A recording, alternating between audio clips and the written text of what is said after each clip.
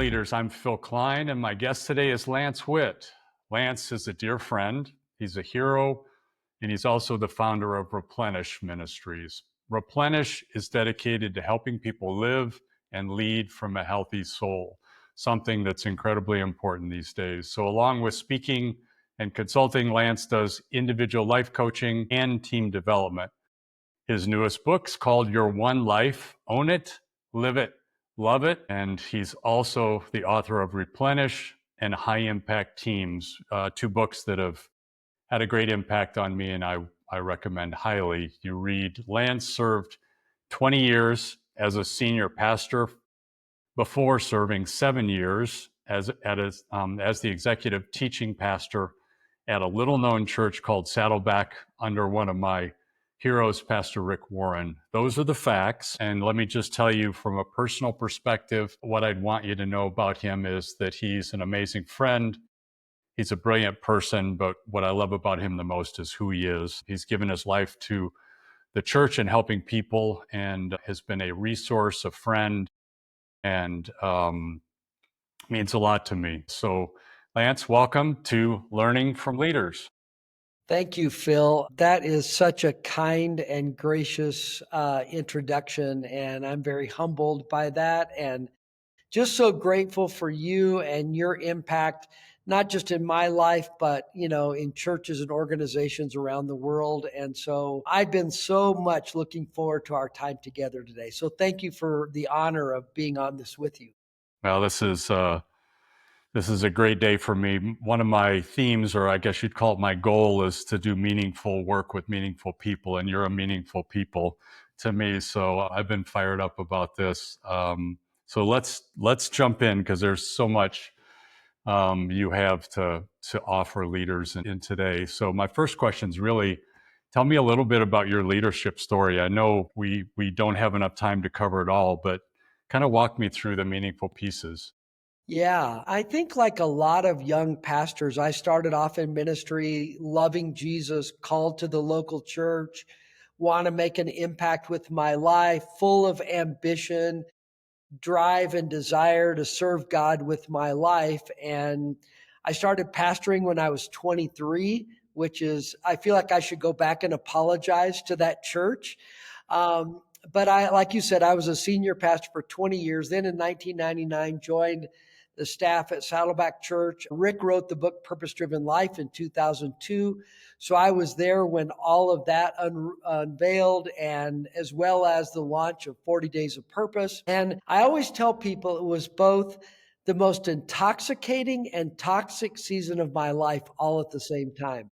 It was an amazing rocket ride of ministry influence, but also had some really hard and challenging things in it. And part of it was, honestly, I wasn't leading myself very well. Mm. And again, there's so many layers to that story. But after 7 years of being there, finally came to sort of the end of myself and realizing like I wasn't just longing for a different way to do ministry, but a different way to do life. And I wasn't in a good place.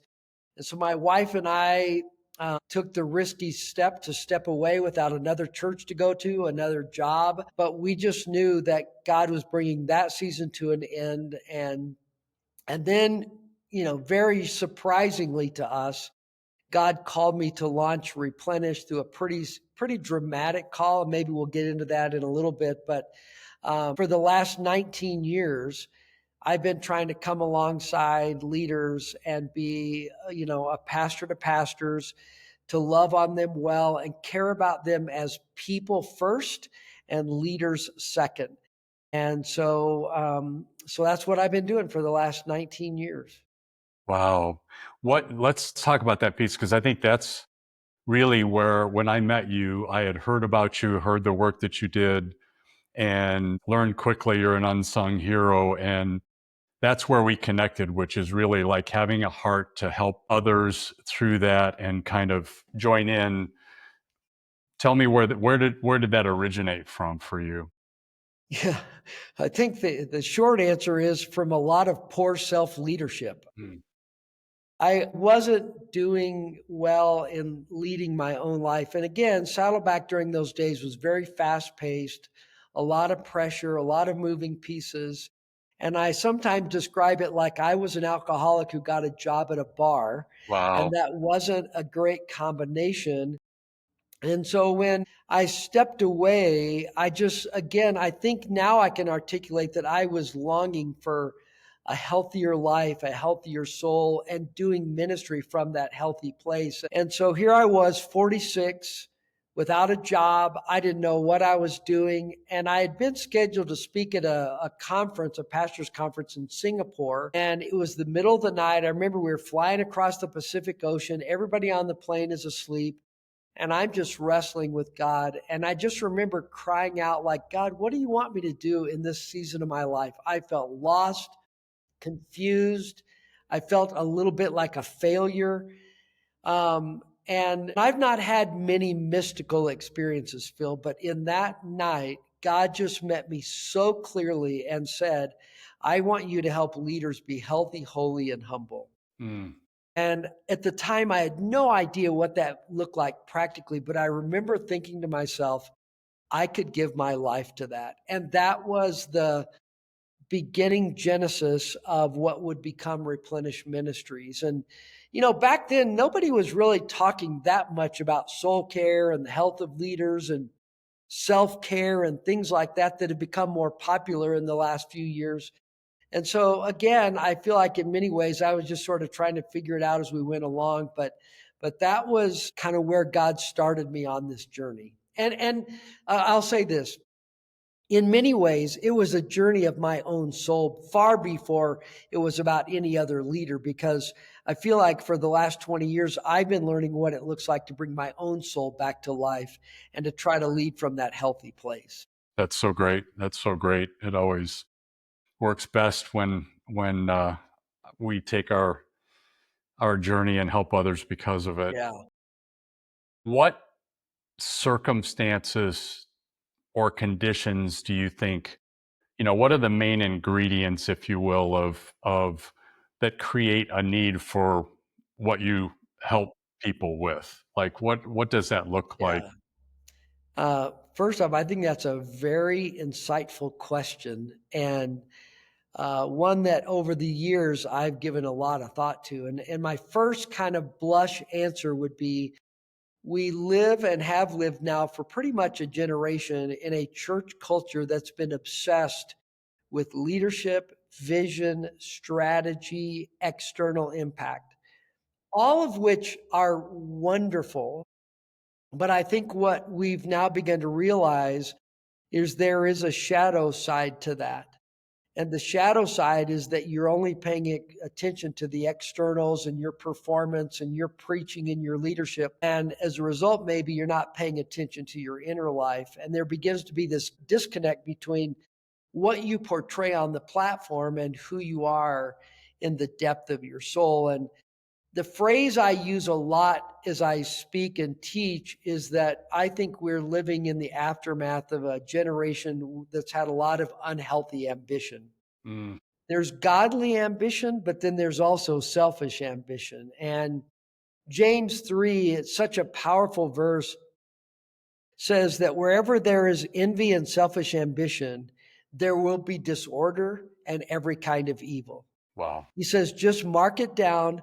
When selfish ambition begins to hijack people's ministries, it will create chaos and leave a wake of destruction in its path. And I sometimes, when I'm teaching, I'll make this statement, and it sounds radical and maybe even hard, but I really believe this, that runaway ambition has done more harm to the cause of Christ than moral failure ever has.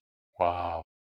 People who have begun to be driven by ego, I think, have um, unintentionally many times, but done things that have ended up being destructive. I'll just mention one other thing here. I think another condition that's created the need for what I do is this little thing we went through called COVID. COVID changed the world and it changed the ministry landscape. And we've never talked about mental health and emotional health like we have in the last 5 years. And so I think that accelerated the conversation around the health of leaders. Yeah.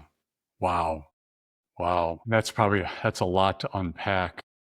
Yes, it is. What what have been the most unexpected things along the way as you navigate those waters and help people? And it could be something more personal, insight, or the process of helping people through that. I think as leaders, sometimes we have these things where we're focused, we have a passion, we create a process or a mechanism to help people. And then I know for me, what I do today was highly shaped by a couple things I didn't expect Yeah, we're going to yeah. be in the path. And they turn out normally to be good things. But is there anything that comes to mind? Well, I think, early on, there's the stuff that like I remember a lot of mine was I tended to be a workaholic. And so the pace of my life was out of control. So, that was not unexpected. I figured there were lots of leaders who struggled with that. I figured there were, lots of leaders who, were probably relationally isolated. And I think that has been the case. I think somewhat the unexpected is how stuck a lot of leaders are in their own spiritual walk with Jesus. They read the Bible, they can spout off the right things, but when you really start probing around on like, talk to me about what's going on inside of you. Talk to me about your own personal journey with Jesus. Talk to me about your prayer life. When leaders get honest, often what you discover is being stuck, going through the motions, rather mechanical, and the vibrancy of a personal walk with Jesus is not what you might expect. And, I feel like a lot of us, like we're living off of yesterday's manna. We can get by on our experience and our gifting. And we spend all of our time helping everybody else know how to live the Christian life and love Jesus. And somewhere along the way, we kind of lost our own journey when it comes to our love for Jesus. So that to me has been a bit of a like, oh, I didn't necessarily see that coming.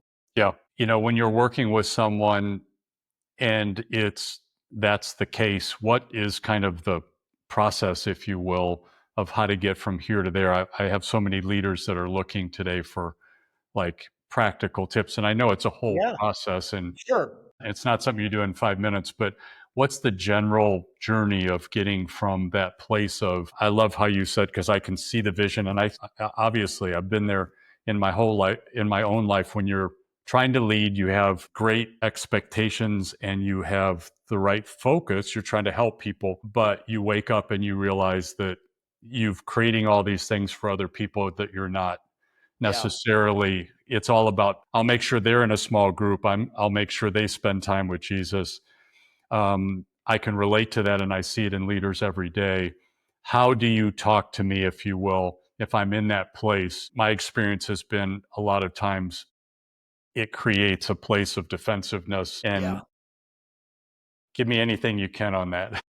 Yeah. I think one, just to try to have a safe place where you can have the conversation where a leader doesn't feel threatened or that I'm somehow trying to be one up, but that actually I'm in this with them and want to just be a kind encouragement to them. And I think part of the conversation is just to slow down, take a deep breath, and begin to just become a student of yourself and your own inner life. Mm. And I feel like I see a lot of leaders who are hard charging and their days are completely filled and they drop into bed exhausted and they haven't really slowed down long enough to go, what is going on inside of me? Why am I so angry? Why do I get triggered by certain things?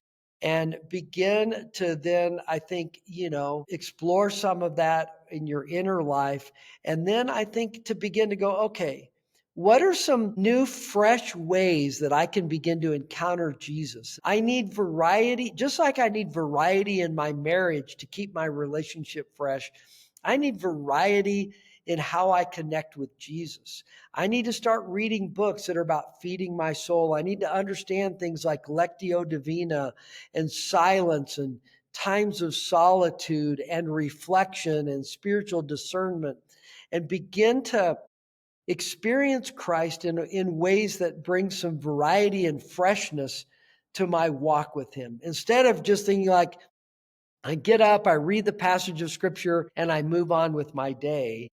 Like, what would it look like for you to have more meaningful connection? And you may need to experiment around with that and build some new variety into your own personal encounters with Jesus. Yeah. Wow. That's amazing. And I want to jump in and say for those listening that want more, um, a deeper understanding of this, please pick up a copy of Lance's book. And Replenish is going to change your life. And a lot of these things we're talking about are gonna be in there, and it's gonna help you. What if I'm ultimately, if you're met with ultimate resistance and somebody's completely in denial, what is your typical, and this is my selfish coach question because I coach people every day, but I always hear things I could do as a person when I hear a coach talk about, because I see myself on the other side of that. If you were talking to me and we're friends and you said, "Hey, Phil," and you're helping me work through that, I know it's a lot easier journey when the person comes to you and says, "I've got this issue, help me with that." For those people that have a friend and they're not a professional maybe, and they want to approach them because they love them and help them through a process if they've been invited in at some level, but there's significant lack of recognition. What kind of things do you do to help people understand the danger? When I'm talking to someone like that, all I can see is I love you. And I feel like I see this big red light flashing, and I'm like, you can't just go live your life tomorrow in the same way because you are on the edge of doing something that's going to really destroy your life. What kind of conversation do you have? And I'm not obviously not talking about suicide or anything like that, Sure. but I'm just saying, just somebody who doesn't recognize they're in the danger zone. Yeah, and I think, part of this is just the honest recognition that a lot of leaders have deep insecurity and they have fragile egos, right? So makes having this conversation difficult. So that's why I think you have to me, a lot of this is about asking the right questions. It's not about telling them something or certainly accusing them of anything or pointing the finger of judgment. It's a lot around questions. And a lot of my questions, Phil, are around their life. Like, how much joy are they experiencing? What are they doing outside of ministry that puts life in their tank? And what's life like really at home? And are you walking around depleted and exhausted all the time? So trying to ask honest but questions that don't put them on the defensive and allow them to really just talk about their life. And again, I feel like so many leaders, they have all the help in the world when it comes to their leadership and how to grow their church and do capital campaigns and do small groups. But I often wonder, like, who's actually talking to them just about their life and shows up in a way that that leader feels like this is a safe person that I could have an honest conversation with. And so for me, it's a lot about being a really good listener, asking good questions. And I always say that the only thing better than a good question is a good follow up question. Because often it's in those second and third layer questions where we say things like, hey, tell me more. Unpack that a little bit, that we really begin to get beneath the surface down to some of the stuff that resides more in the deeper parts of their soul. Yeah. Yeah.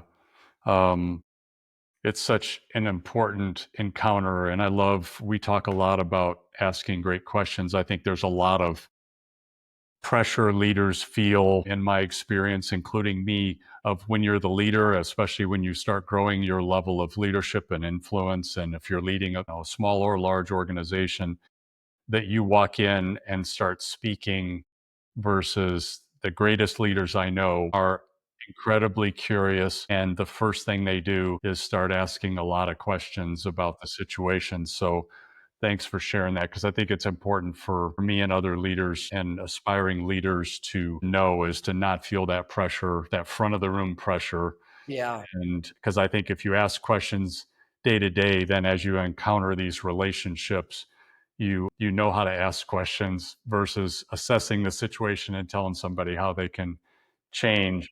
And people can sniff out whether you're really interested in them or not, by how present you are, by the questions you ask, by your body language. And I think, for us to, that the vibe that we give off when we walk into a room is not, hey, here I am, but it's rather, oh, there you are. Yeah. And that people around us feel seen and known and heard when they're in our presence. Yeah. And you said a word earlier that's near and dear to my heart. Um, and I'm working towards it every day. And you said um, the word humble. It was part of healthy, holy, and humble. Talk a little bit about humility and how it plays into this. I mean, we talked a little bit about it just now, but I've always found it difficult to talk about humility with people because um, it's difficult because if you talk about it, you're not humble. Like I don't know if you remember, God rest his soul, was an amazing leader, John McCain, when he ran for Yeah. president. When he ran for president, his theme was, I'm a maverick. And I thought to myself, and I had out of the world respect for him, and he was a great human being and leader, but it's like the day you say you're a maverick, you're not a maverick, right? Because it's just not something you can self Yeah. declare. So that's the same thing with being humble. When people say, well, how do you do that? How can I be humble? You kind of lose the ability to go, well, if you let me show you how you do Yeah. that. Tell me a little bit about how you get people into that place of humility, or like why that's important. Yeah, I feel like, again, without necessarily pointing at specific things for them, to talk about qualities that either demonstrate or humility or so for me, a lot of it is like qualities around, like, when you're in a conversation, you don't have to posture. You don't need to exaggerate or embellish what's true and what's going on in your ministry. You don't need to always be the first and the last to talk. You don't manipulate people, when with your language or with your leadership. You're more personal than transactional. To me, that's a great sign of humility. And then I think it's always good to just show examples. Like, I remember one of my kind of heroes early on as a young pastor was Chuck Swindoll. Yeah. And I had the opportunity to speak at a conference with Chuck Swindoll, and we were in the back kind of green room area off stage. And there was another leader at the conference who was kind of a young up and coming, speaker. And he kind of, and it felt like he was an up and coming speaker, right? He carried himself with that. And I was so impressed because got to visit with Chuck Swindoll backstage, and he and my wife are from the same part of South Texas. Well, you would have thought they were long lost cousins. They were so interested in each other, and he asked so many questions. He didn't have a handler, he didn't have security. He just had his Bible, and he was so unassuming and unpretentious. Yeah. And I just remember walking away thinking, I want to be like that. Because I think it is true that humility looks good on everybody. Hmm. And and so to see examples of men and women who carry themselves Hmm. in ways where they don't have to be the big dog persona, that they carry themselves in ways that go, wow, I'm just interested in you. No matter who you are or what your title or how much celebrity you have, you are important. And I've always remembered that example of getting to see up close and personal someone who I thought, gosh, that's great humility. And of course, I always think about Jim Collins, in his Good to Great, when he talks about level 5 leadership. Quality is humility with a fierce determination to be a part of something that's bigger than yourself. But it's that humble leader that's the level 5. Yeah. All right. So this is a question I ask all of our guests. We at Focus 412, we believe the best development happens in the context of relationships. Could you talk about someone in your journey that played a pivotal role for you as a leader, you growing as a leader? and something specifically, something practically, and it doesn't have to be a big thing, something they did that really helped you grow. Yeah. So I'll dig way deep into the archives of my personal journey. When I was a young aspiring pastor, I was in Bible college and then also in seminary. There was a guy, an evangelist, who had been saved out of Orthodox Judaism. And he had been to our church when I was growing up in New Mexico, and my parents had become good friends. And when he would come to town, he would be at our home. And so when I, felt called to ministry, he took an interest in me. And then I got married very young. I was 19 when I got married, and he took an interest in my wife, Connie, and I. And he and his wife, Pat, his name was Rocky Freeman. And Rocky and Pat would invite us to their home in Fort Worth, Texas. When we were there, the only thing on the agenda was us. Hmm. And we hung out by their pool, and he barbecued and grilled out in the backyard. And we talked for hours sitting in a lawn chair about scripture, about Jesus, about the local church. And when I look back at his profound influence, it wasn't anything he said. It wasn't a book he gave me. It was the ministry of his life and allowing us to get up close and personal. And him just being the language I would use now, he was like a spiritual father. And he just made space for us and was always interested in us. And we spent hours and hours whenever we would go there for a weekend. And they would treat us special because we were poor, struggling, college and seminary students. And they would take us out to dinner to a nice place. And he just invested in me. And so I will always be grateful for Rocky and Pat opening up their life to us. Wow. Wow. That's amazing. Thank you for sharing that. That's going to help Yeah. some people. It's about intentionality, it's about investment, spending time. Um, that's awesome. Could you wrap us up by just sharing a word of encouragement for any of the leaders that are listening today? Thank you.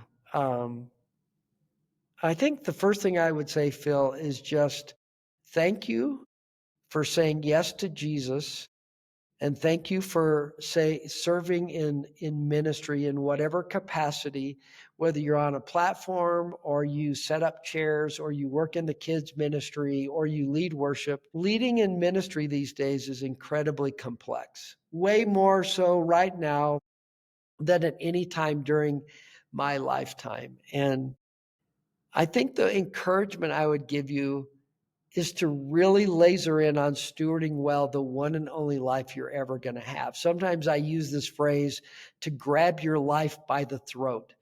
Like at the end of the day, I'm responsible for my life and how I live. And that is my ministry, but it transcends my ministry. And I think about 2 Peter 1, where Peter said, everything I need for life and godliness God has already given me. Like I have every resource I need, even in the complexity of ministry today, to live with abundance and to live in victory. And I'll just close with this kind of a signature verse I've adopted for Replenish. And it's in the book of Deuteronomy when the Lord is inviting Israel into this life of blessing. And he says, if you'll come back to me, he says, I want to bless you. I'll prosper you. I'll bless your children. I'll protect you from your enemies. He says, I'll delight in you and you'll delight in me. And then he says in verse 11 of Deuteronomy 30, now what I'm commanding you today is not too difficult for you and it's not beyond your reach. Hmm. I love that because it's like the Lord is saying with a very open hand, I have this amazing life that I've made available to you. And it actually is available to you. And he says later in verse 14, it's very near you. It's in your mouth and your heart. Just walk in it and obey it, and it can be yours. And so I just want to say to anybody who might be listening, like, I know ministry is tough. But in the midst of challenging ministry, God has given us all that we need to live from that place of abundance. And I pray that that will be your story. Thank you so much, my friend. This has been amazing. For those of you listening, we'll tag this with all the information that you can get and pick up Lance's material or reach out to the Replenish Ministries. Thank you, my friend. It's been a pleasure and an honor. Well, thank you, Phil. I love you and I'm grateful for you and your friendship and the ministry that you have. God is using you in significant ways. So I look forward to a lot more years of staying connected. Absolutely.